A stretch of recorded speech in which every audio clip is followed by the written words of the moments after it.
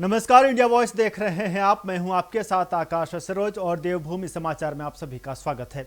उत्तराखंड से आज की बड़ी खबर। विश्व प्रसिद्ध कैलाश मानसरोवर यात्रा 2026 के विधिवत शुभारंभ हो गया है।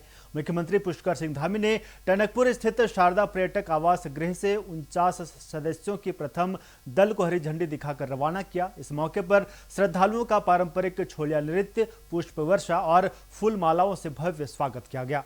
मुख्यमंत्री ने यात्रियों को रुद्राक्ष की माला और भगवान शिव की पटका पहनाकर शुभकामनाएं दी। उन्होंने कहा कि कैलाश मानसरोवर यात्रा केवल आस्था का नहीं बल्कि सांस्कृतिक एकता, आध्यात्मिक चेतना और राष्ट्रीय समरसता का प्रतीक है। पहले दल में 13 राज्यों के 49 श्रद्धालु शामिल हैं, जिनमें 34 पुरुष और 15 महिलाएं हैं। श्रद्धालुओं ने यात्रा व्यवस्थाओं की सराहना करते हुए इसे सुरक्षित और सुव्यवस्थित बताया। ये यात्रा सीमांत क्षेत्रों में पर्यटन, स्थानीय व्यापार और रोजगार को भी नई गति देने का माध्यम बन रही है। पवित्र दिन है कि जिस दिन एक साथ 49 हम भगवान महादेव के भक्तों को यहाँ से यात्रा पर रवाना कर रहे हैं और मेरे लिए ये बहुत भावुक क्षण है और भगवान शिव का स्मरण करने का भी बड़ा अवसर होता है।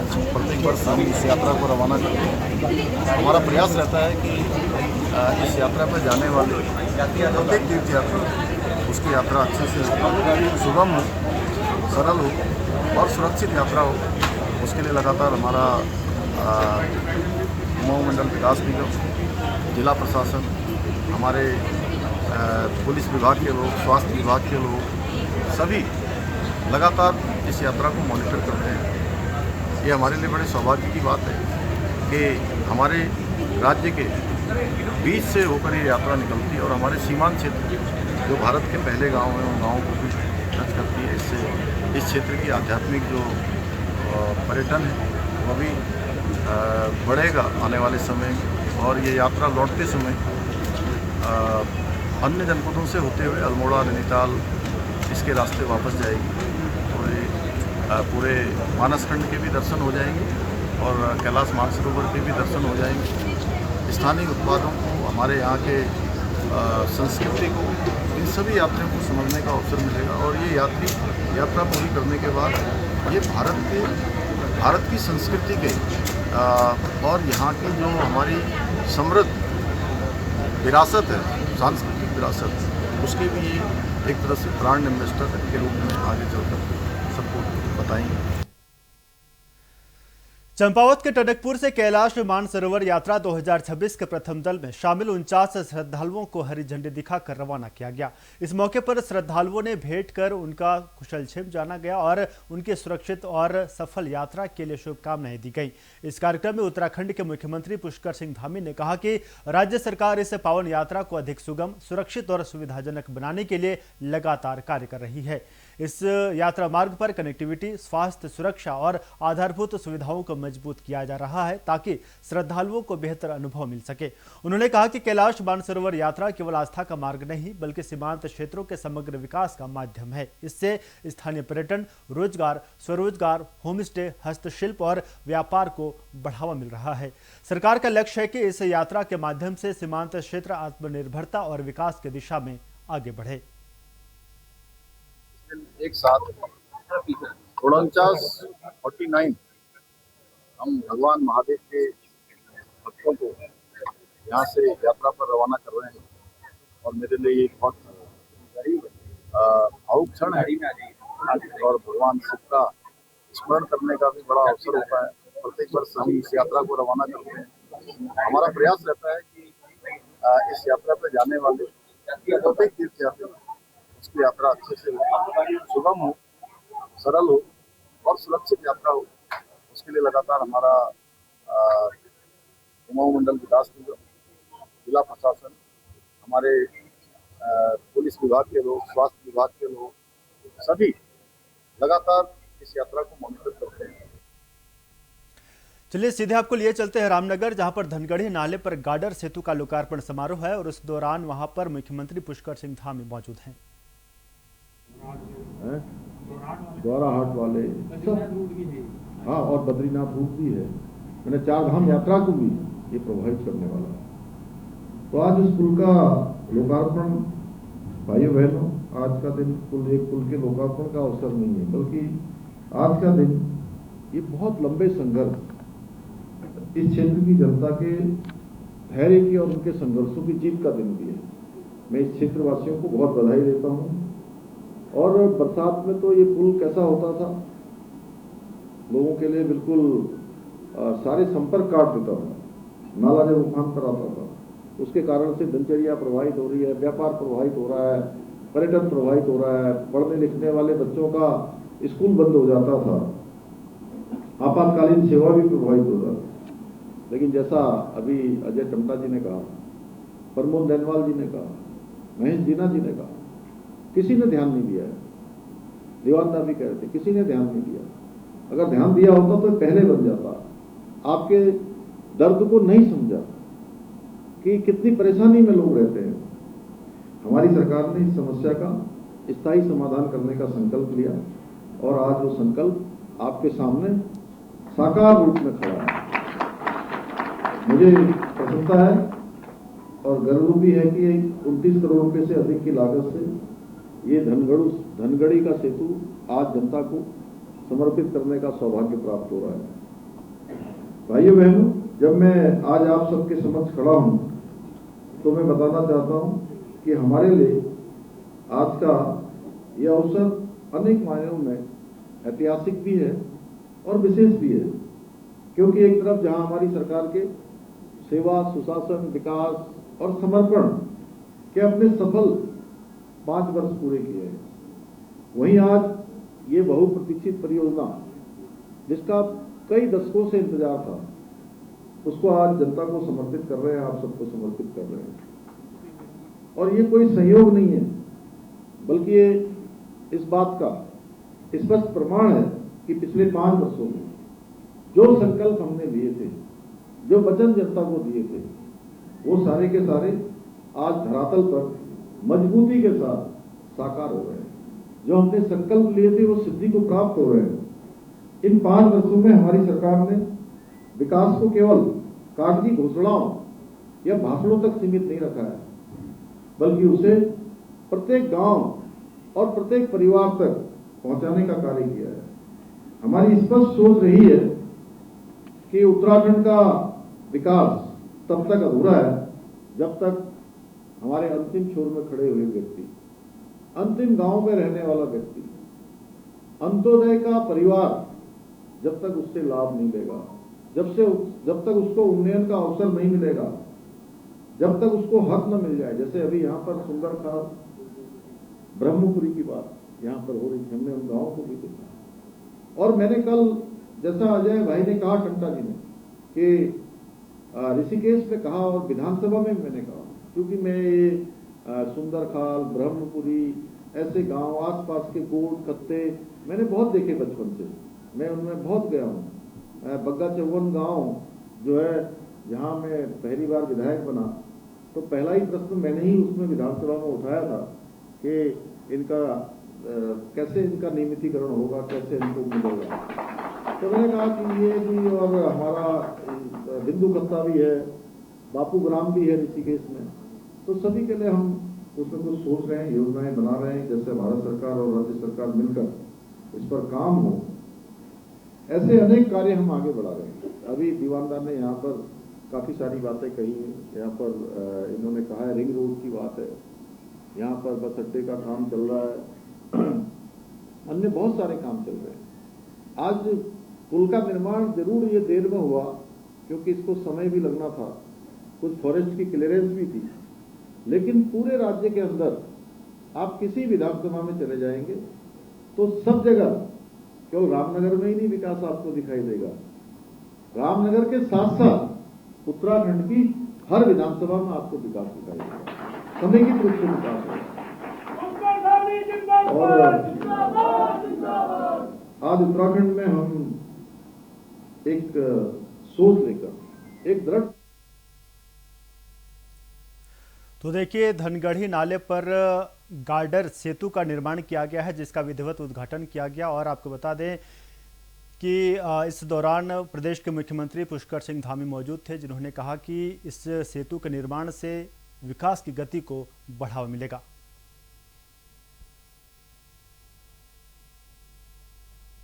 भारतीय कांग्रेस कमेटी के संगठन महासचिव और सांसद केशव वेणुगोपाल 9 जुलाई को 2 दिवसीय दौरे पर उत्तराखंड के देहरादून पहुंचेंगे। इस दौरान वे प्रदेश कांग्रेस मुख्यालय में संगठनात्मक गतिविधियों को लेकर कई अहम बैठकें करेंगे। वे प्रदेश कांग्रेस की विभिन्न समितियों, सभी संगठनों के प्रदेश अध्यक्षों, प्रदेश अध्यक्ष, नेता प्रतिपक्ष, सीईसी सदस्यों, पूर्व प्रदेश अध्यक्षों और सीडब्ल्यूसी सदस्यों के साथ बैठक करेंगे। दोपहर 2 बजे राजनीतिक मामलों की समिति की बैठक आयोजित होगी। इसके बाद शाम 4 बजे जिला और महानगर कांग्रेस कमेटी के अध्यक्षों से मुलाकात करेंगे। वहीं पर शाम 6 बजे वे पार्टी के अनुषांगिक संगठनों, विभागों और प्रकोष्ठों के अध्यक्षों के साथ बैठक करेंगे। वहीं पर 10 जुलाई को वे सुबह 10 बजे वरिष्ठ नेताओं से मुलाकात करेंगे। इसके बाद 3 बजे वे पत्रकार वार्ता को संबोधित करेंगे और फिर नई दिल्ली के लिए रवाना होंगे।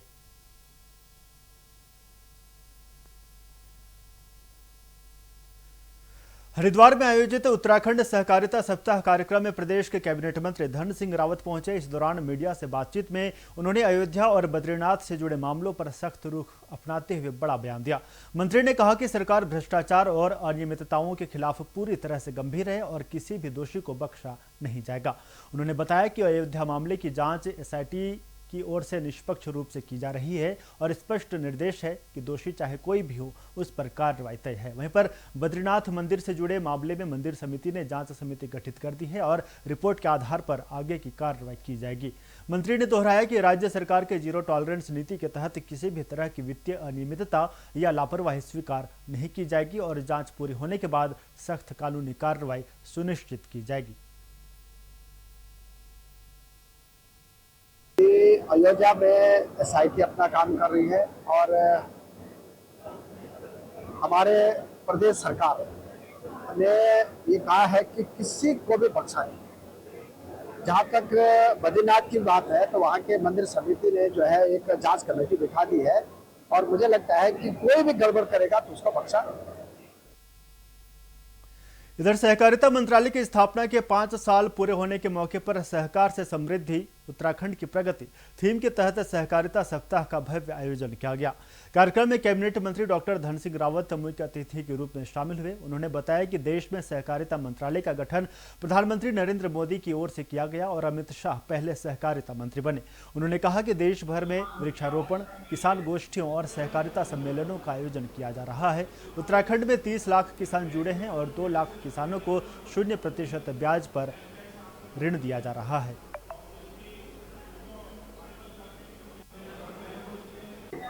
अनिल चौहान, भादराबाद किसान सहकारी समिति के चेयरमैन। हमारी सरकार को आज पूरे 5 साल हो चुके हैं। सहकारिता को 5 साल हो चुके हैं। हमारे मुख्यमंत्री जी को 5 साल पूरे हो चुके हैं।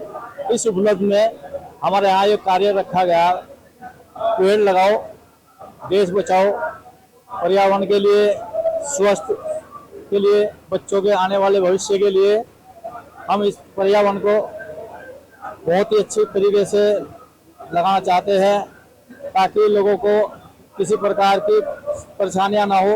जैसे कि गर्मी में आदमी परेशान होता है, पेड़ की छांव हो, ऑक्सीजन मिलती है पेड़ से।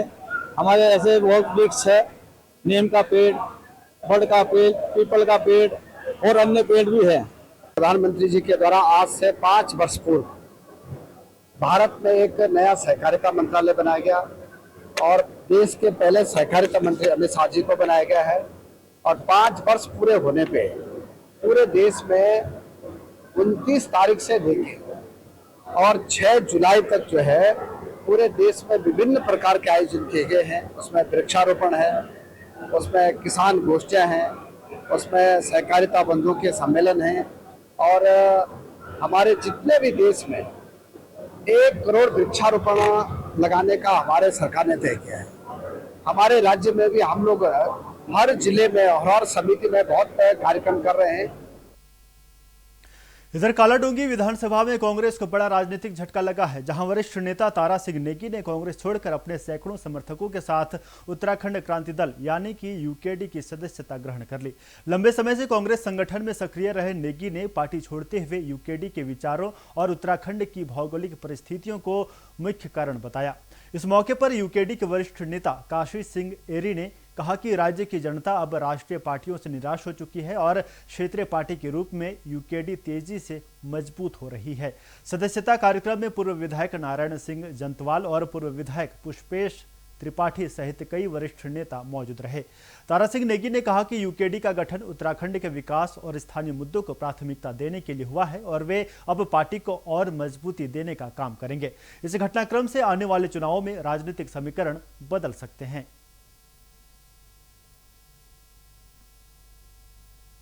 हजारों की संख्या में पार्टी में सम्मिलित हो रहे हैं, इसका समझते हैं क्या अर्थ है? इसका अर्थ है कि जनता में बदलाव की भावना है। वो भारतीय जनता पार्टी और कांग्रेस के शासन से, इनकी लूट खसोट से आज ही जा चुकी है, इसलिए वो बदलाव चाहती है और उस बदलाव को भाप कर ही आज देखिए आप सारे युवा और महिलाएं हमारे उत्तराखंड के आंदोलन में आई हैं, जुड़ी हैं और उनसे हम यही अपील कर रहे हैं कि आप उत्तराखंड के आंदोलन में जुड़ गए हैं। विधिवत रूप से यूकेडी के सदस्यता ग्रहण करी है अपने शीर्ष नेतृत्व के मौजूद में, और काम तो मैं लंबे समय से साल भर से यूकेडी के लिए कर ही रहा था और एक बहुत अच्छा मुझे जब मैं यूकेडी के लोगों से मिला, संपर्क किया तो, और जो स्थिति आज हमारे यहाँ पर राज्य की हुई है 26 सालों में, तो उस दुर्दशा को देखते हुए तो हमारे मन में भी विचार आया कि उत्तराखंड के राज्य को कैसे बचाया जाए। तो और कोई विकल्प नहीं था, हमें यही लगा कि यूकेडी ही इसके लिए एक सच्चा दल है जो कि उत्तराखंड राज्य को, जिसने राज्य की दर्जा भी यूकेडी ने दिलाया और आगे तो मूलभूत सुविधाएं जो राज्य की एक राज्य जिसकी परिकल्पना हमने की थी और उसके लिए यूकेडी सारा कुछ उसको फुलफिल कर पाएगी। उत्तराखंड के मुख्यमंत्री पुष्कर सिंह धामी ने बतौर मुख्यमंत्री अपने 5 साल का कार्यकाल पूरा कर लिया है। इस मौके पर प्रदेश बीजेपी कार्यालय में कार्यकर्ताओं ने जश्न मनाया और इसे उत्तराखंड की राजनीति का ऐतिहासिक क्षण बताया। बीजेपी नेताओं का कहना है कि एनडी तिवारी के बाद धामी ऐसे मुख्यमंत्री हैं जिन्होंने लगातार 5 साल का कार्यकाल पूरा किया है। पार्टी का दावा है कि इस दौरान प्रदेश में विकास, सुशासन और जनहित से जुड़े कई अहम फैसले लिए गए हैं, जिससे राज्य को नई दिशा मिली है। वहीं पर दूसरी ओर कांग्रेस ने बीजेपी के इस जश्न पर सवाल खड़े किए हैं। कांग्रेस का कहना है कि धामी सरकार के कार्यकाल में बेरोजगारी, महंगाई, पेपर लीक, भ्रष्टाचार, कानून व्यवस्था और महिला सुरक्षा जैसे गंभीर मुद्दे लगातार बने रहे हैं, इसलिए सरकार के पास जश्न मनाने का कोई आधार नहीं है। इस मुद्दे पर प्रदेश की सियासत और भी गर्मा गई है। ये वास्तव में हम सब उत्तराखंड वासियों के लिए बहुत भाग्यशाली दिन है कि उत्तराखंड के अंदर राजनीतिक, सामाजिक, सांस्कृतिक स्थिरता के साथ साथ युवा मुख्यमंत्री धामी जी जिस तरह से देश के अंदर सनातन के प्रहरी के रूप में उनका चेहरा निकलकर सामने आया है, आज उसकी चर्चा केवल और केवल उत्तराखंड और उत्तराखंड वासियों में नहीं, पूरे देश के अंदर है।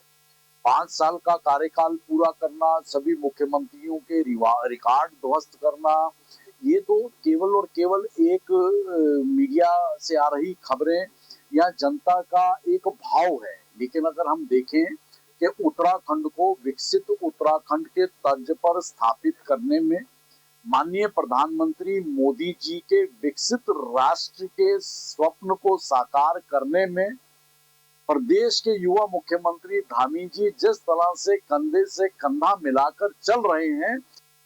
सुशासन की आप बात कर रहे हैं और जनता त्राहिमाम कर रही है। सुशासन की आप बात कर रहे हैं, महिला सुरक्षा की मांग कर रही है। अंकिता भंडारी के केस में वीआईपीओं को बचाकर मुख्यमंत्री ने अपनी कुर्सी बचाई है। ये वही मुख्यमंत्री है जो खटीमा का चुनाव हार गए थे, उसके बाद चंपावत से ज़बरदस्ती चुनाव लड़ के इन्हें जिताया गया क्योंकि प्रधानमंत्री नरेंद्र मोदी की ऐसी चाहत थी। मगर इससे क्या पेपर लीक रुक गए? इससे क्या भ्रष्टाचार रुक गया? आप खनन माफिया, भू माफिया, इनकी अगर बात करें तो हमने तो सवाल उठाए, उस पर मोहर लगाने वाले अरविंद पांडे, अनिल बलूनी और साथ में पूर्व मुख्यमंत्री मौजूदा हरिद्वार सांसद त्रिवेंद्र सिंह रावत है। तो जब जनता त्राहिमाम करती है ना, तो सवाल उठते हैं कि 5 साल का जश्न मनाने के पहले हिसाब भी देना होगा, क्योंकि ये लोकतंत्र है, राजशाही नहीं है। मगर कानून व्यवस्था ध्वस्त है और ये कहते हैं सुशासन है। सच्चाई तो ये है कि जनता आज पूछ रही है सवाल कि तुम्हें मुख्यमंत्री बनाया था, तुमने हमारे लिए क्या किया और हमारा क्या कर दिया हाल। हमारी वीडियोस को रोक देते हो ताकि लोगों को असलियत पता ना चले, ताकि तुम्हारी नाकामी छुपाई जा सके। तो देवभूमि समाचार में फिलहाल मेरे साथ इतना ही। देखते रहिए इंडिया वॉइस। नमस्कार।